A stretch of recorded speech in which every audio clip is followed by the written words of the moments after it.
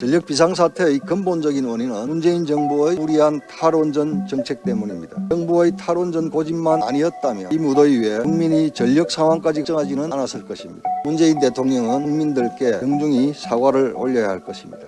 문재인 정부의 정책 실패가 결국 국민의 부담으로 고스란히 되돌아오고 있습니다. 폭염에 산업용 전력 수요 증가까지 겹치면서 전력 수급에 비상등이 켜졌습니다. 전력 대란 사태가 재현될 것을 걱정하는 국민의 불안감이 높아지고 있습니다.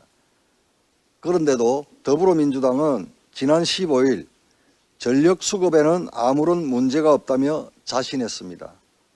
반면 문재인 정부는 이와 반대로 전력 부족 사태를 걱정하며 전전긍긍하는 모습을 보이고 있습니다. 정부는 어제 전력 부족을 이유로 전국 공공기관에 공문까지 보냈습니다. 전력 사용이 높은 시간대에 권역별 에어컨 가동 중지를 요청하는 등 전력 수요를 최대한 줄이기 위해서 필사적인 모습입니다. 전력 비상사태의 근본적인 원인은 바로 문재인 정부의 무리한 탈원전 정책 때문입니다. 월성 1호기 조기 폐쇄, 신한울 1호기에 대한 늑장 운영 허가, 신규 원전 건설 중단 등 정부의 탈원전 고집만 아니었다면 이 무더위에 국민이 전력 상황까지 걱정하지는 않았을 것입니다. 결국 어제 정부는 정지 중이었던 신월성 1호기, 신고리 4호기, 월성 3호기 등 원전 3기를 재가동하겠다는 계획을 밝혔습니다. 결국 정부가 탈원전 정책의 실패를 자인한 것입니다. 문재인 대통령은 국민들께 정중히 사과를 올려야 할 것입니다. 이러한 문재인 정부의 정책 실패는 결국 국민의 호주머니를 위협하고 있습니다.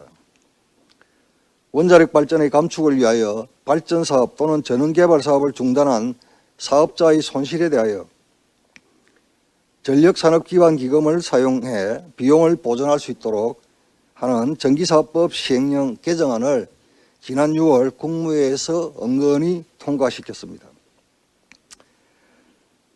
오는 12월부터 매월 국민들이 부담하는 전기요금의 3.7%를 전력기금으로 적립해 탈원전 손실 보전에 사용한다는 내용입니다. 이뿐만 아니라 포퓰리즘성 복지를 남발한 문재인 케어는 건강보험료 인상으로, 소득주도 성장 정책 실패와 실업급여 확대는 고용보험료 인상으로, 공영방송의 방만한 운영과 적자는 KBS 수신료 인상 등으로 증가하고 있습니다. 현 세대에게는 세금 부담, 미래 세대에게는 빚을 부과하는 문재인 정부의 정책 실험은 국민적 저항에 부딪히고 있습니다. 문재인 정부가 정책 실패를 국민의 호주머니를 털어서 덮으려는 사례를 집중적으로 찾아내 국민의 호주머니를 지키는 대안을 수립하는 데 앞장서겠습니다.